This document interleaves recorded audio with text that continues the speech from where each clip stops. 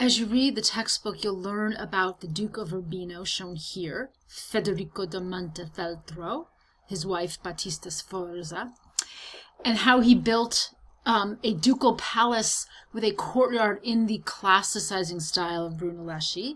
And you'll learn about this amazing environment, his studiolo. I'll talk more about that in a moment. But what I want to do is to fill in the background, the fascinating, wild, amazing history that is so important to understanding his status as an art patron. So Federico da Montefeltro is the Duke of a territory here, this little dot for Urbino. So this is a small hill town. This is no major city like Florence or Rome even. And yet Federico da Montefeltro turns it from a cultural backwater to a major cultural center.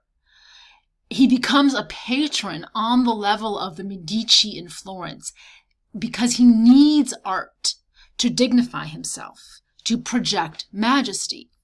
Federico becomes Duke under suspicious circumstances that are not favorable for him in terms of his majesty. First of all, he was born illegitimate, though he was legitimized in 1424. That could happen at this time.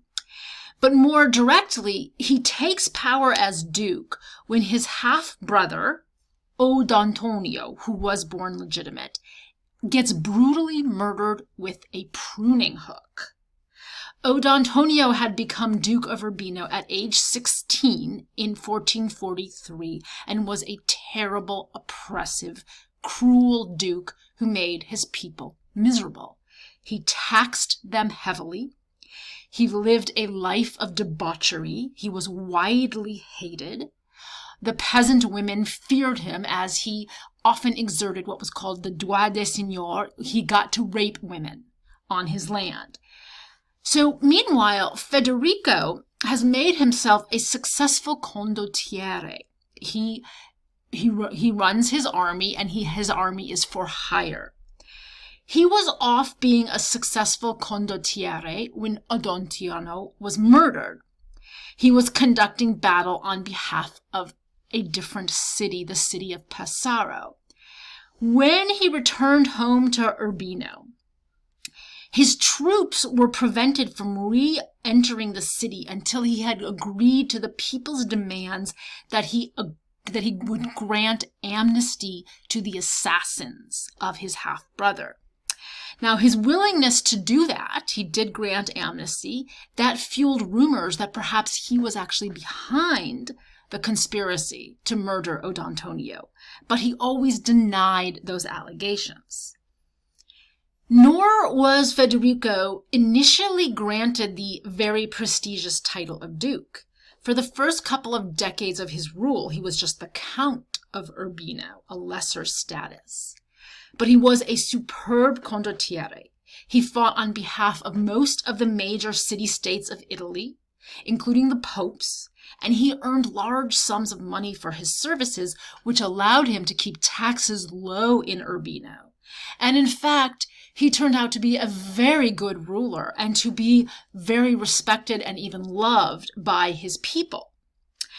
So thinking about him as having come having assumed the power to rule over Urbino under suspicious circumstances, we can see that he had the funds necessary. He was a successful condottiere for patronizing arts, and he had some rather complex motivations. He needs to assert his legitimacy. He needs to promote himself as a prince of uncorruptible virtue. He also needs art to advertise his military prowess and to propagate an image of him as a just and benevolent ruler. And certainly this space is an environment of majesty, but also of justice and of learnedness to do all of that advertising for his different virtues as a ruler. So let me say quickly what a studiolo is, because this space is his studiolo space. It's like our word studio. It's his personal study. It's related to the word study. It's his retreat space. for the prince to conduct his learned pursuits. So it's ostensibly private, and yet in fact, major business would be conducted here. Part of this is having a space that he could invite other rulers in if they would want to hire him or were considering hiring him as a condottiere. So he has decorated this space to be incredibly captivating and impressive. First of all, that's because it is made out of intarsia, which is pieces of wood inlay, creating illusionistic imagery. And the illusionism is amazing, and it's even like more spectacular because it's done with wood to create trompe-l'œil, is French for fool the eye. So for instance, look at, this is a kind of an illusionistic cabinet right here, and it really feels like the door is opening out into the space we're in. And using pieces of wood, contrasting dark and light, to do this rather than paint is incredible. It's so technically demanding. And so what we have is, it seems as if the walls are full of cupboards, and the cupboards look out onto piazza spaces, onto arcades that look out onto his territory. And some of the cupboards open up to show you books that are all piled up. We are now in 1476, so the printing press has been well underway for decades, and it's very possible to assemble a library, a collection of humanistic thinkers.